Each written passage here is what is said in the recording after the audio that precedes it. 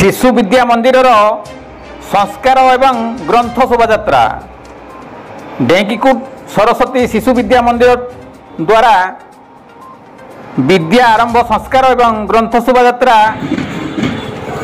आरंभ होईछि। शिशु बाटिकार प्रमुख रंजिता करंक संयोजन अनुष्ठित होईछि एही शोभायात्रा।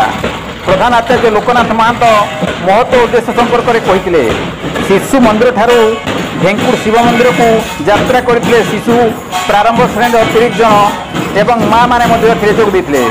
समस्त गुरुजी गुरुमा सेविका माने सहयोग करते। कविंद्र रिपोर्ट केडी दुड़िया।